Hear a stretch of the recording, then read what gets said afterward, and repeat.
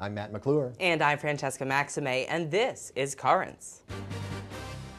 We walk in the footsteps of one New Yorker on his path to sainthood. He's always thinking of other people. It's always what can he do for others. A local look at the legacy of Martin Luther King Jr. We must always remember that we must continue to stand up for what's right and for what's important to keep justice alive. And growing up the niece of a king. I work very hard every day to first forgive others, to ask God to forgive me, to love.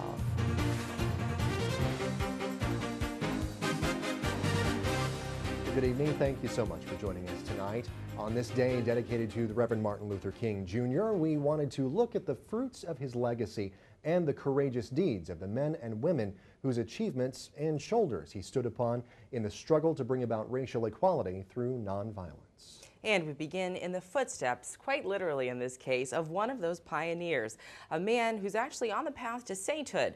His name is Pierre Toussaint. He was brought to New York as a slave from Haiti. Toussaint was eventually freed and went on to help others. His success as a sought-after hairdresser allowed him to contribute to building Old St. Patrick's Cathedral in what is today Manhattan's Little Italy. Not exactly the typical path there, but the Municipal Art Society of New York actually has a tour that takes you to that very church you just spoke about and other parts of downtown Manhattan in the footsteps of Pierre Toussaint. Our cameras caught up with urban historian and tour guide James Sullivan, who spoke with us about Toussaint's remarkable life. He was a quintessential New Yorker in that he traveled every street in town, walked the city up and down. Although English was his second language and he spoke it very imperfectly, he was French. He was in touch with New York high society. The Hamiltons, the Schuylers, the Livingstons, the Stevens. Well, what's fascinating about Toussaint is that when he comes to New York, he is a slave. But very soon after he arrives, he begins to earn money as a hairdresser. And he begins to buy the freedom of other slaves, but not his own. And he remains a slave in his own relationship with the mistress. He says because his freedom belongs to her. My freedom belongs to my mistress. In other words, he's always thinking of other people. It's always what can he do for others. He's exactly the kind of a personality that the church fathers are talking about in the early 1960s at the Second Vatican Council, where they are writing a document on the apostolate of the laity. And they are saying that the lay person lives their life, their Christian life, in the world. And you see this ability of bringing religion into the workplace as so typifies Toussaint. He's working all day long, seeing people all day long, seeing people on Saturday, seeing customers in the evenings. And yet, while he's working, he is able to radiate this intense spirituality. Back when I was a student, in my student days, I was told about him in a class. And the professor mentioned that he was black. And that's intrigued me because I had associated African Americans with, not with the Catholic religion, but with the Protestant religion. And so the fact that he was a Roman Catholic, I began to want to learn more about him, or I became interested in him for that reason. Since Pierre lived in Lower New York, and he lived in what is now called Tribeca, the tour consists of the Tribeca area, also the City Hall area, Lower New York. He had clients, his clientele extended as far as the city extended in his lifetime. So he had people up in this neighborhood. He didn't stop his hairdressing business until the late 1840s, maybe about 1850, and then he really begins to retire. He's not physically capable anymore.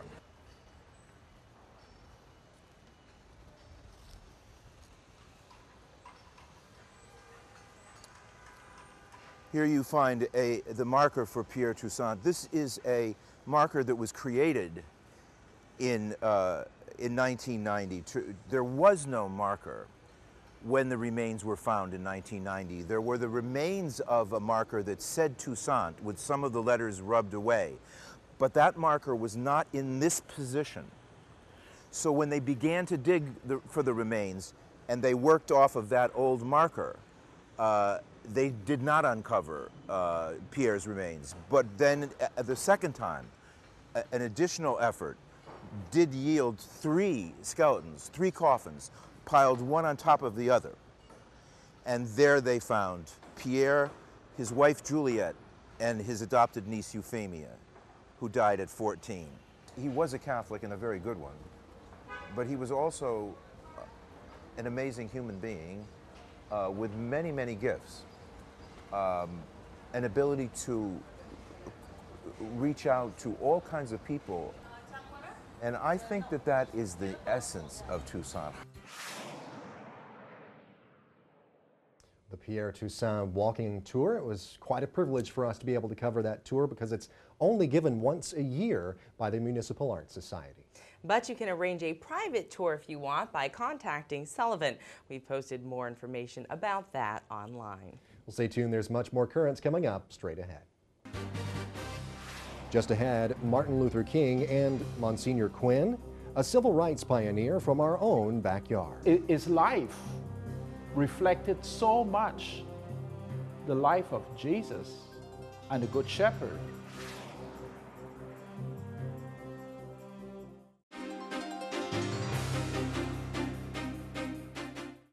Welcome back to this special edition of Currents on this day dedicated to the life and the legacy of Dr. Martin Luther King. I'm Francesca Maxime. And I'm Matt McClure. You know, Dr. King has inspired many people to follow in his footsteps. But before there was Dr. King, there was Monsignor Bernard Quinn. This son of Irish immigrants was an early pioneer for civil rights, doing much to help black Catholics in the Brooklyn Diocese.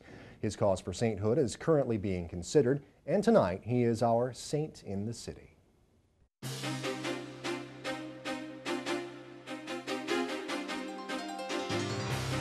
are here in St. Peter Claver Church, and earlier we had a meeting of the Father Bernard J. Quinn Guild, which consists of a number of lay persons who are very enthusiastic in trying to promote the canonization of Father Bernard J. Quinn.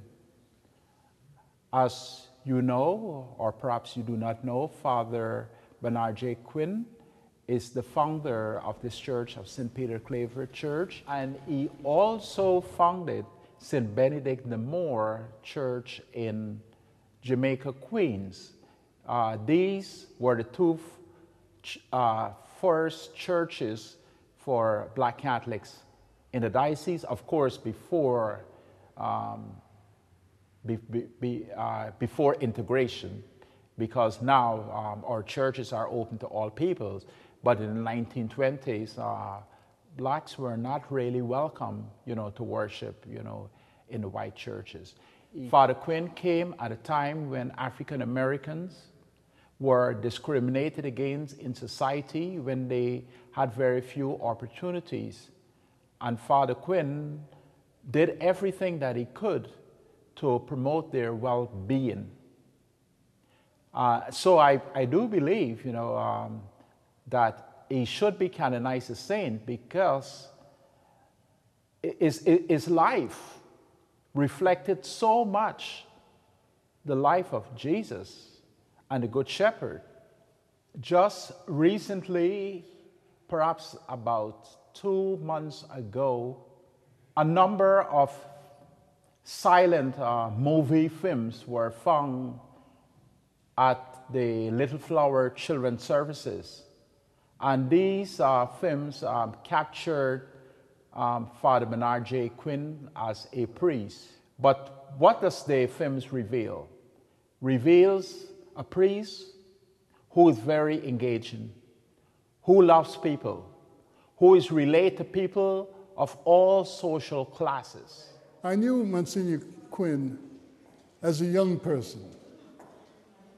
In my early formative years, I remember him well. I remember his funeral, which was probably the most outstanding event that occurred at that time in my life. I had never seen so many people present in one place for one event. That stands out in my mind. He was a spiritual leader to my family, to me personally, my neighborhood, and a great leader for the world. Well, the antidote for hatred is the love which Father Quinn preached, and most importantly, is the love which he himself lived. That is Monsignor Bernard Quinn, tonight's very deserving saint in the city. Further north from the Diocese of Brooklyn is a well-known neighborhood that was, for much of the 20th century, a bastion of art, literature, and music, and home to much of New York City's African-American population, Harlem. Today, it's undergoing some changes, and we get more now from Stephanie Elam. Harlem is the birthplace of jazz and the backdrop for movies like Mo Better Blues. Bumpy was rich, but he wasn't white man rich. And American Gangster. Since the 20s, Harlem has been the cultural heart of Black America. But now it seems its blackness is getting diluted. I don't think Harlem is never going to be taken completely away from black folks. But according to the New York Times, the number of blacks living in Harlem peaked in 1950, not becoming the majority of the population, however, until 1970. By 2008, only 4 in 10 Harlemites were black. It's becoming whiter and more multicultural, for sure. It will be Harlem. Reverend Calvin Butts of Abyssinian Baptist Church says while Manhattan's tight housing market has led to the changing face of Harlem, gentrification isn't always understood. You've got to realize that gentrification is not just white people. The gentry is made up of those who can afford. Black people never owned Harlem. And if you want to control it, you got to own it. 6 of the Shiraz. But race aside, Harlem business owners want to see residents spend their money in the community. As a business owner, I want wine drinkers. Regardless of what color, shape, or form that they are, but I do think, and I'm saying this as not only a resident, as a business owner of Harlem, but also as a resident of Harlem, I want to see people who are moving into Harlem who appreciate and respect Harlem's history. It wasn't fancy at all. Abigail Franklin has lived in Harlem for 25 years. She and her husband raised their 2 sons here, and she says they enjoy a multicultural view of the world. I was relatively fearless about wanting to be part of a mix of different cultures and races. Harlem's importance to the American fabric also attracts people from other countries. Ethiopian-born and Swedish-raised, world-renowned chef Marcus Samuelsson now calls Harlem home. Now I'm living here and I'm part of this transition where people are moving up here, which is exciting, and that's feels like it's a new era. So will Harlem ever lose its place as the Black Mecca? It could, but no time soon. Well, stay tuned. There's much more current straight ahead. Coming up, a discussion of Dr. King from a local perspective. He was the figure of hope for a group of people who did not have civil rights.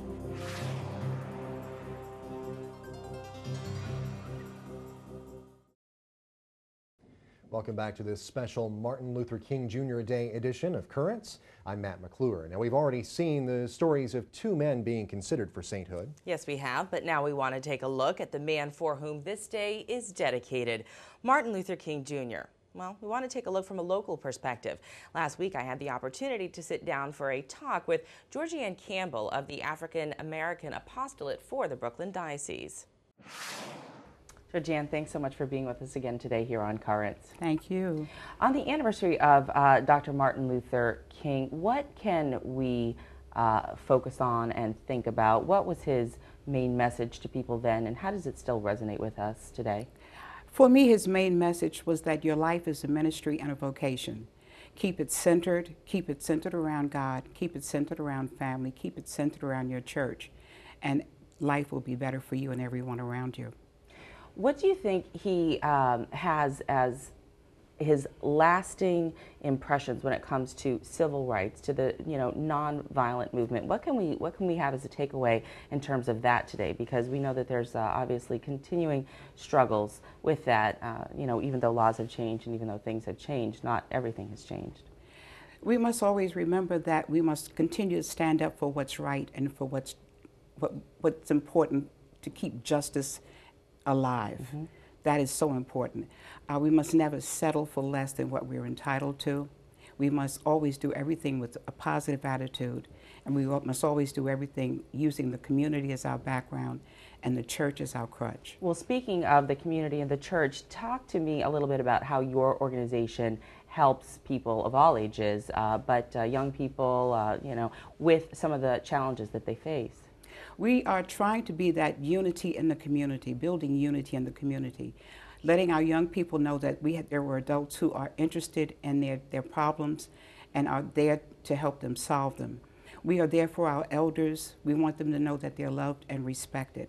We are there for our young people and for our married people. We want to pray with them. We pray the rosaries with them. We want them to know that we are that missing piece sometimes that's not in their life. So if you're feeling alone and you need to make a call and you're saying, I feel bereft, I don't really have any place to go, that really you're a resource there. We're a resource. We will come to you. We will provide information for you. We will give you booklets to help you. And we will pray with you. Well, Dr. Martin Luther King, it's been about 10 years or so since this has been a designated holiday. Of course, about 40 years since the Civil Rights Movement really had as its epicenter his movement, going down to Birmingham, all of these things. Talk to me a little bit for people who weren't around then and who may not have experienced him while he was at his most vibrant and most passionate. Talk to me about what that meant then and what was different then and what life is like today, and how can his teaching still influence and resonate? Now, that's a large topic, but I'll try and summarize it in a few words. At that time, he was the figure of hope for a group of people who did not have civil rights in either the South or in the North. Many places we had to ride in the back of the bus, the back of the trains, and even segregated schools. So he brought about a change so that there was equality. He did it in such a way that he did not try to offend any other race, but he did it so that everyone felt important. And that's his lasting legacy, that everyone is important in this movement. So not just for African Americans, for blacks, his movement and his teachings of nonviolence have a lot to teach all people. It has a lot to teach all people, because if you'll see in his letter to the Birmingham jail, he always says Jesus is the center of our being and the foundation of who we are as a person and as a people. And if we keep him as our center, we will never try to offend any other person because of their race, color, or creed. And that really is a good note to end on today, Georgianne. We really appreciate that. Thank you. Of course, I have a dream being his lasting words and legacy. Most definitely. Most definitely. Thanks for being with us here Thank on Currents today. Thank you so much. And that is Georgianne Campbell of the African American Apostolate for the Brooklyn Diocese. Stay tuned. There's more Currents coming up straight ahead. When we return, an eyewitness to history. My daddy's voice, I can hear it now. And he's like, you can't hate the people that did this.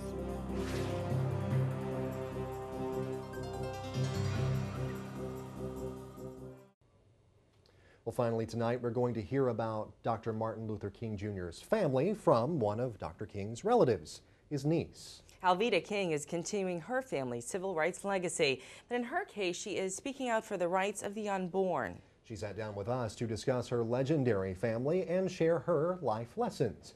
Alveda King is tonight's eyewitness.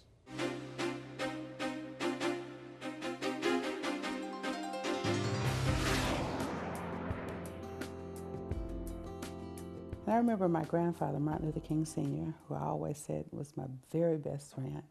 And he would say, I've got faith, I've got hope, and I've got love.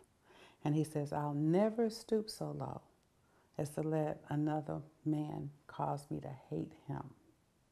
And so I work very hard every day to first forgive others, to ask God to forgive me, to love.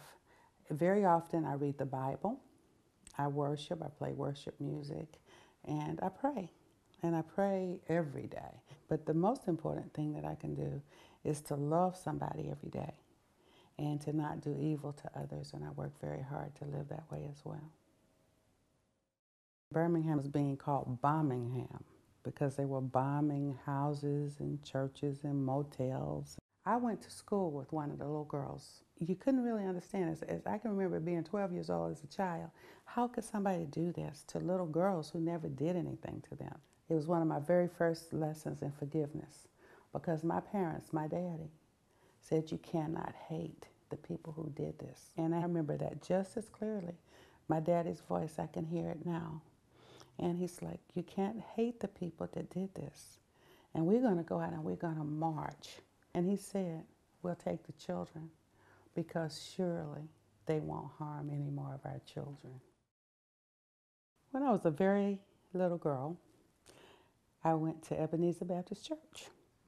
And around the corner, there was a lovely Catholic church. And a little friend of mine who was also going to Catholic school at the time, our church service was long enough that we could check in at the Baptist church, sit up in the balcony, slip out and go to Mass, and finish Mass and come back to church. And so I've attended Mass many, many times over the years. I believe that the Catholic Church has demonstrated and proven that they are the leaders in the life movement. And I have a tremendous respect for that. On the day that I'm 100, I would like to think back and believe that I have given everything I could to love the Lord Jesus Christ and to love the people that He creates. And in that love, to promote life, liberty, and the pursuit of happiness.